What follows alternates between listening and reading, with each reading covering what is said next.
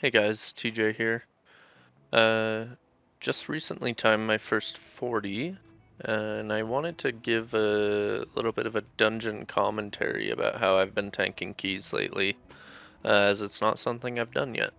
So, the dungeon we chose to do at the 40 key level was Wyrmheart. I'm playing with a team that had already gone through the 40. Some of you guys will probably recognize these guys. They frequent the top of the ladder. They haven't gotten to play too much, so I've been playing with them some. But they did the Stormwatch at 40, so we wanted to get the other 40 done so that obviously I could have a 40 completed, but it also wasn't one that they already did. So we chose Wyrmheart. For what it's worth, I do think Wyrmheart is the easier one, but alright either way. First I want to talk about, there's not too much to talk about here for talents because this is just exactly what I've talked about in the guides, but I will go through it a little bit. The only thing, so I've committed to kicking in AoE for a number of reasons, but I do still think fisting is completely fine, but I just prefer kicking as I see it as more consistent. But were I to move some talent points here, the only real things you can move if you're choosing to kick are Harsh Winds and Will of Stone.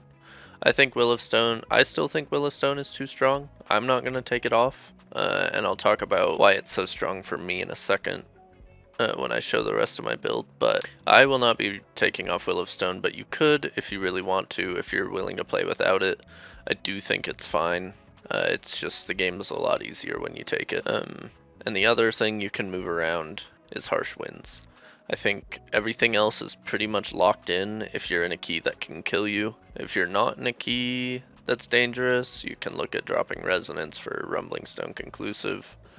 But if you're in a key that's dangerous for you, it's pretty much this setup, and you can move Harsh Winds and Will of Stone to Stone Guard, depending on what you need.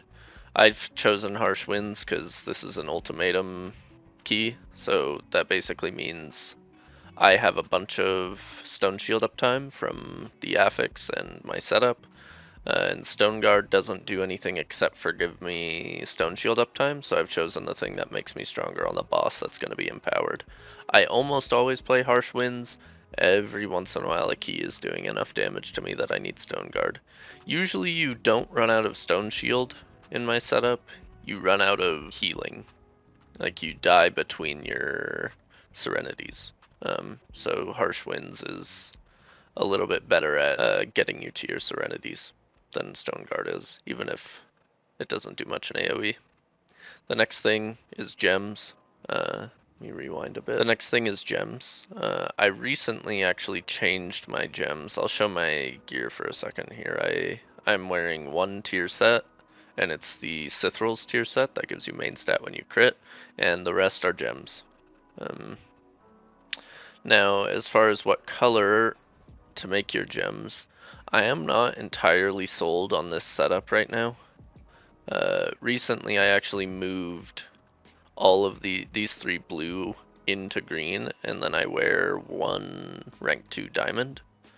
I looked at the green overcap, and the green overcap was a little bit better than these three nodes here, because honestly I like blue because it gives you a lot of spirit, but everything that makes your ult stronger isn't really useful in super high content as far as surviving. If you're ulting something, you're gonna live regardless of how strong your ult is, so I kind of don't value a lot of the ult stuff in here, which is 4 of the nodes.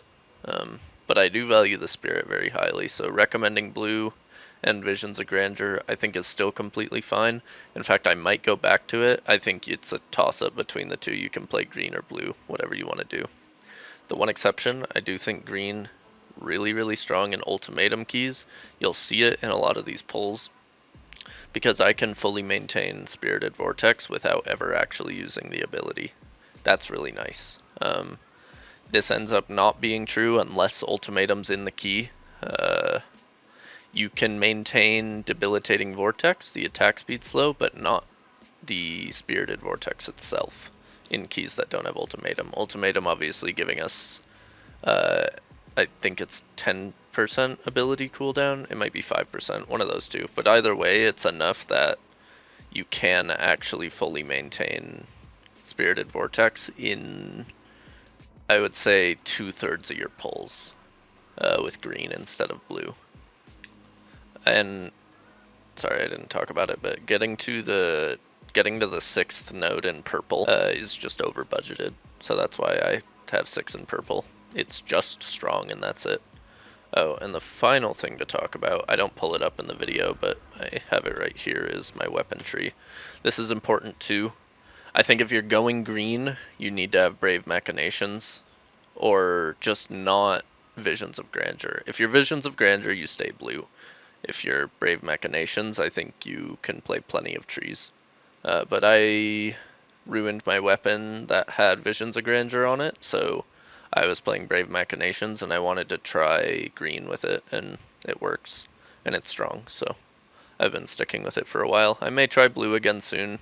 I have another weapon ready soon-ish to try it out, but the only other important thing, obviously Inspired Allegiance is just overpowered, so you need it on your weapon, probably more important than the capstone.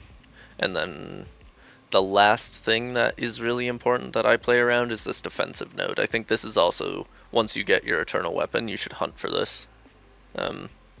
Especially with how available the green reroll currency is, but you'll see how I use this. Obviously it reads kind of okay, but having control over a 32% DR is extremely strong on a 2 and 3 minute cooldown. That's a lot of uses of a really big DR, so those are the things I'm playing around with my weapon. Now aside from that, let's get into the key. In the end game, Sibling is just horrible, to be honest.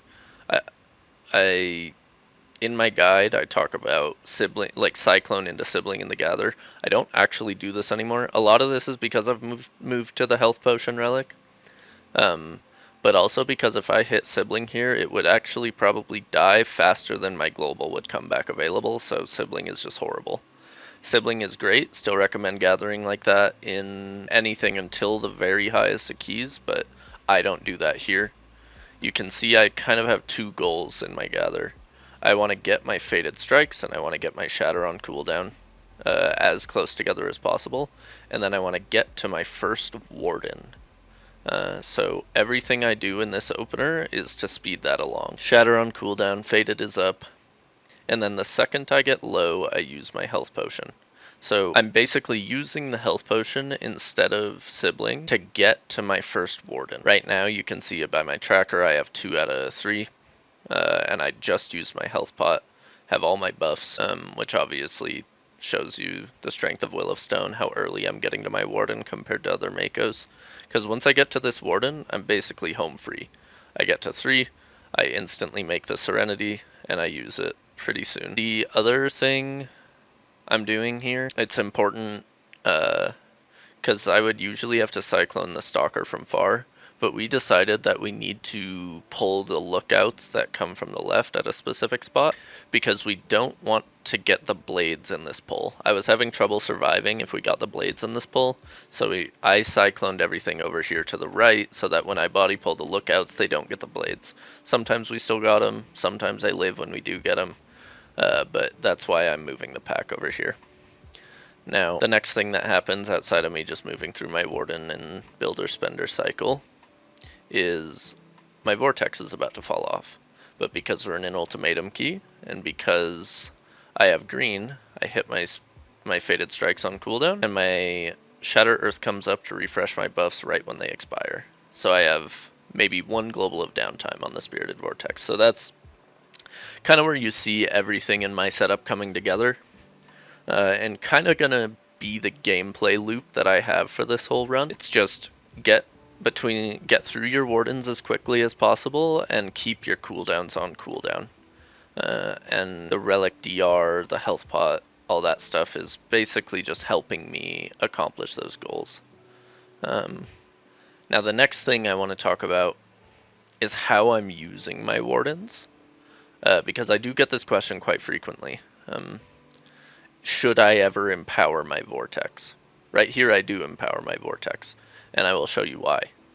So the one condition I think that you should be empowering your Vortex with Warden in is if you already have a Serenity bank and you get all the way to a Warden and your Shatter is about 30 seconds away. 40 seconds, 30 seconds, 20 seconds, whatever.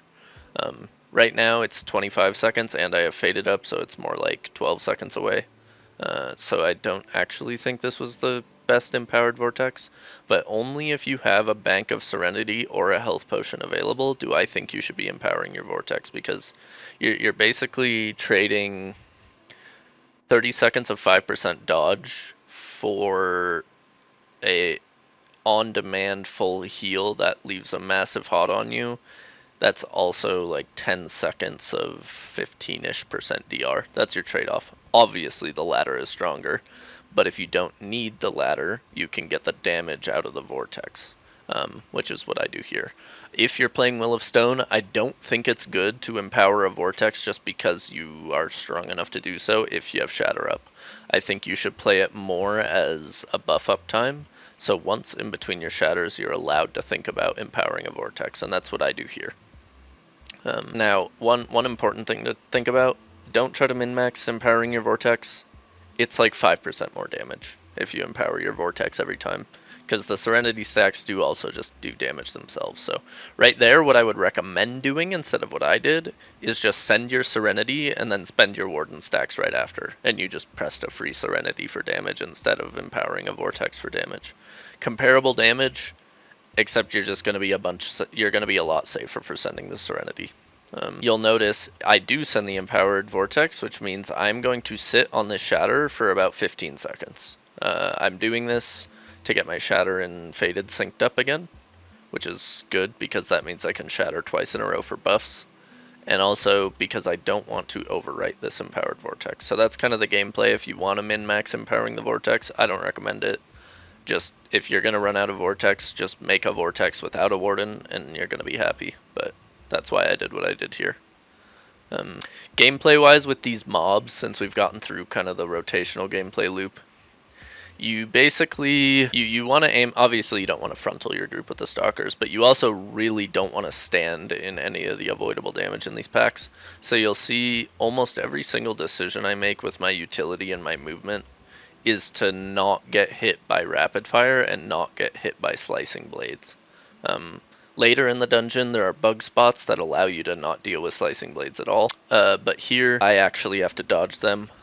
The way I like to dodge them is by either going around in a circle with my character. This is like kind of annoying for melee DPS, but it's whatever, their DPS, they can figure it out. Or by dashing through them between my globals. But downtime, you want to avoid downtime and avoid getting hit by damage.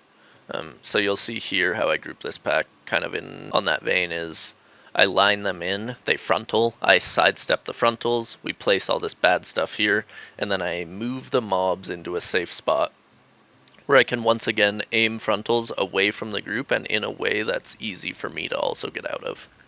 Just like that. So Stalkers, it's like that every time.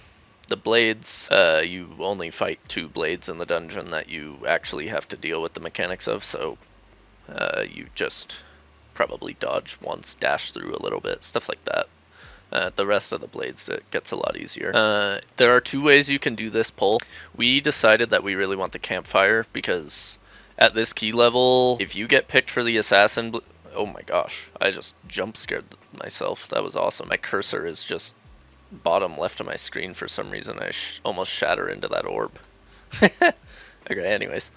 2 ways to do this pull. We decided we want the campfire, so we kill off the golem. The speed run way to do this pull is kill off everything but the golem and take a 30% health golem in the next pull. We were doing the dungeon too fast, so we actually were doing bigger pulls and doing much faster pacing until we realized we were going to time this with like 3 minutes left. So we made our final pull smaller, and we decided to kill this golem and get the campfire, because in this pack, if this assassin throws, not even the stun by the way, if this assassin throws his dagger at you while a blade jumps on you, you instantly die through your defensive. On that same vein, if the assassin picks you for his, this is a little more telegraphed so it doesn't kill you as often, but if this assassin picks you for the stun and then throws the dagger at you when you kick the stun, dead instantly. No, not really counterplay. So getting the campfire for us was kind of just required at this key level. I would expect people not playing well defensively are also just going to die to this pull, so campfires are just generally good. Now this is where I first abuse a snap spot. I get to this little ledge right here, and you'll see when the blades try to spin on me, they just stop. That is why I'm tanking here, and honestly, I don't know if I could do these pulls without it. We do kicks the way we do here. This is the first pull in the dungeon where you actually have to make decisions on kicks. We assigned it the way we do because you can solo the Chronomancer with 2 ranged kicks. We have a melee kick, obviously, that's fine. Shoulder kick, easy. But it's 2 ranged kicks, can solo it. Or like an Ardeos can probably kick, stop, kick most of it. Something like that. Mara could probably do the same with her kick, stop, kick. But we want me on the Assassin. I don't recommend this generally. I think having a ranged on the Assassin is good for most groups. But I'm on the Assassin because, for example here, if we have our ranged on the Assassin, it actually picks our ranged player. The tank is the only person who it can't ever pick, so we put me on the Assassin. Obviously I don't go out to kick it because I have a Cyclone ready, so I stop a bunch of things and I stop the Assassin, but in any case I get my assignment done. That's my 1 kick for the pull, and I can always do the Assassin, right? Because it can't pick me unless I have a sibling out. So that's why we did our assignments that way. Now, the rest of this pull is basically just stand on this little ledge so the spins don't work and communicate your stops on Icebreaker. You see Sunny tried to dodge it here, but he is EU and we played this sesh on NA ping because Meiko on ping is horrible. But look how much damage this does to him. He has 20% of his health in a shield right now. Actually almost one-shot him. So for the rest of this pull, it's communication on stops for Icebreaker from Blade of Sithril. That's how we get through this. Obviously, I'm tanking this rapid fire to keep everything grouped and make sure the blades don't spin, which is contrary to the information I gave you earlier, but this pull, once it's stabilized for you, is not that bad. You can see I'm banking Serenities. I don't even have Vortex up, so that's why I'm standing in that there, just to keep everything normal. One thing about the snap spot though, you do have to shatter off of the snap spot and then get back on, which obviously you saw there. Not much going on in the rest of this pull. This is like my favorite gather that you definitely don't need to do like this. I just feel cool flying, but I set my focus to the caster and then I target this blade because it's closer, jump off, dash once and taunt, and then I run over to the snap spot to gather this. We chicken this. Basically what you can do in this dungeon is if you pull, we pulled the Assassin pack into our second pull and chicken the Assassin. Didn't talk about it, but it happened. And pulling that Assassin pack lets us chicken one of the casters in this section. So we did have it set up so we were one pulling this last section, but again we had so much timer that we just decided to get the key in time and just move on to something else. So we kind of just do a nothing pull here. There are no kicks. We are fighting 2 Blades of Sithril, and that's basically the whole pull here. Play safe, big IO, as some of my NA M+ buddies would say. Right now, you can see my Mara marks the blade with the eye to show which one he's single target stopping, and then it's basically my assignment to stop the other Icebreaker. And that's how we do this pull. Obviously, if the Chronomancer was in this pull, there would just be another mob to kick, and that would be it. I could have chained a long time ago, but I kind of wanted to stop the Icebreaker, because it's my assignment before I left, and like I said, we're not really in a rush.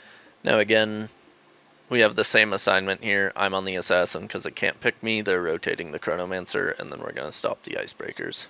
Honestly, not much to see here. The last little trick I'm going to talk about with the Assassin, if you set the Assassin to focus, and you spam your kick on the person you know it's on, you can tell it's on this person, by the way, because there's a small pink rune above their head when the Assassin disappears.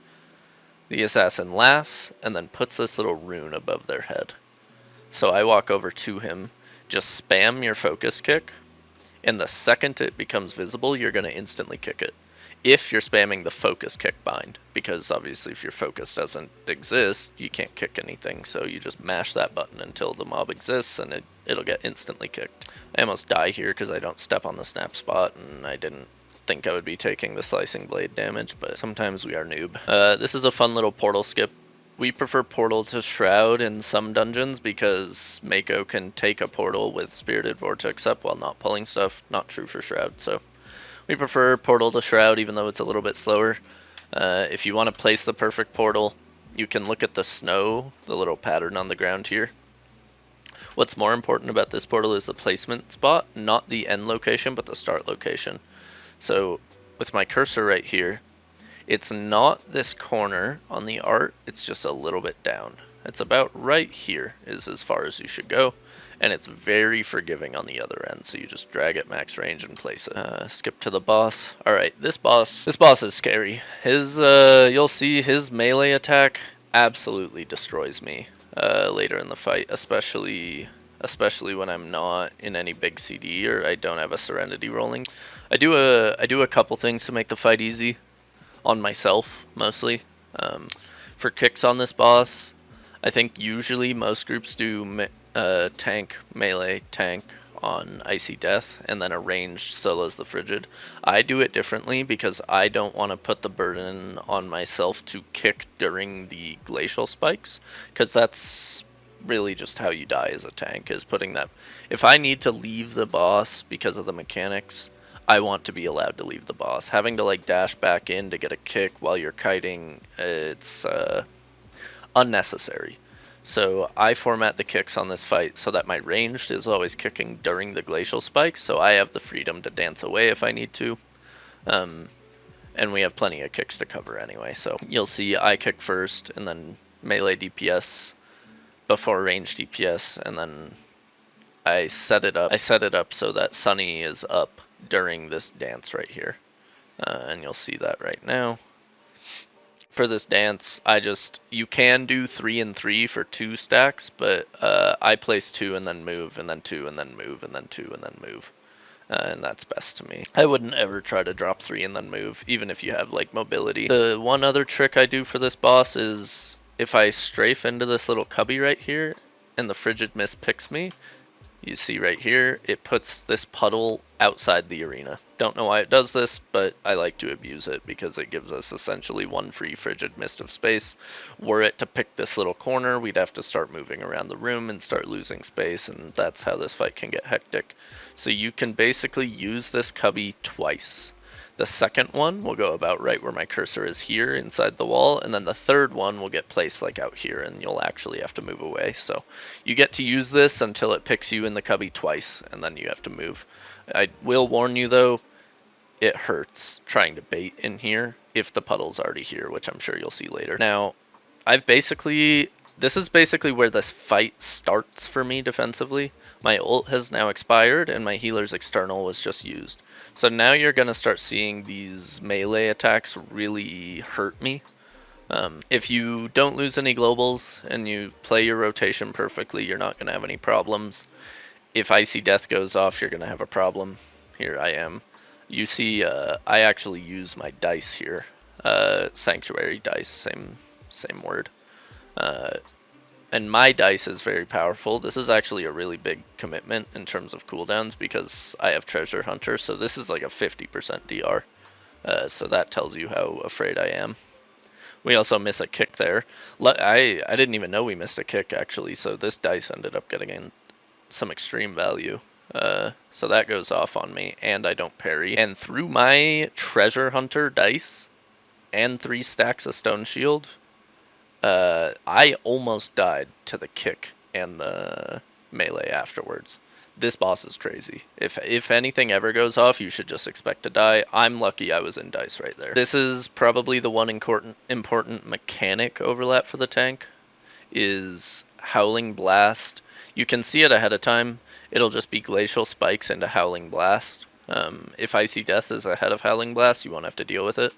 But this is super important. And this is why I try to kite as little as possible on this boss during the dance, because if you're kiting and aiming a Howling Blast, you can easily wipe your group if you don't notice in time. So doing my little 2-in move in this cubby is really good for aiming the Howling Blast specifically. Oh my, we let multiple go off. How do I live? I think I actually parry. I think I parry this, melee. Yeah.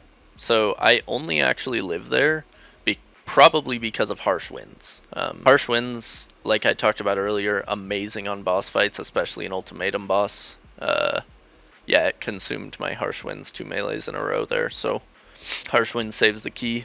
Very good. Obviously, my teammate should have kicked, but it's okay. And now we're just back to the same little cycle.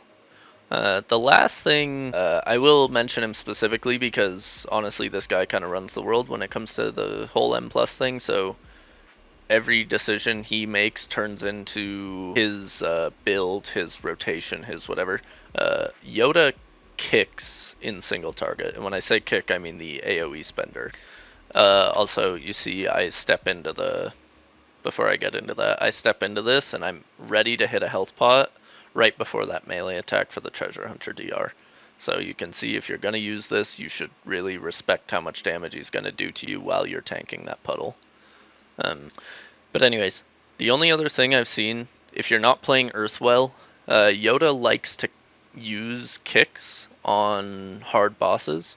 And I think defensively this is actually much, much stronger in the endgame than fists. I think fists is a damage decision, and I think kicks are a survivability decision.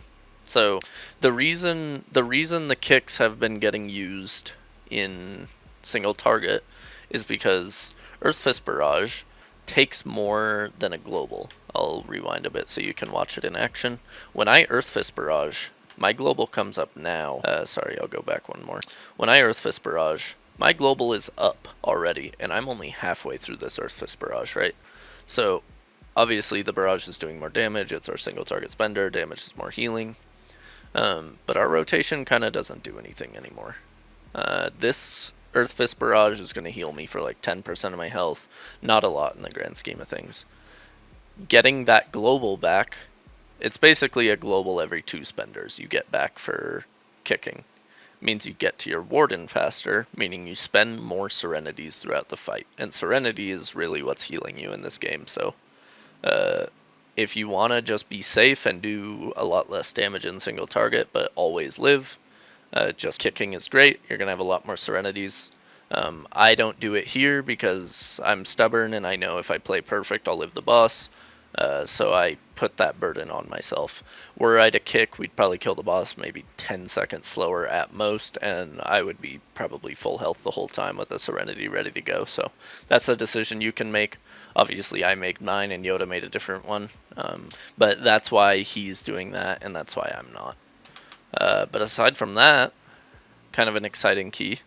I think it was either the world second or world third in time 40. So it was a fun run and it was fun to play with these guys. And honestly, a really fun boss to tank. Had to get lucky to do it since we decided to miss a kick. So.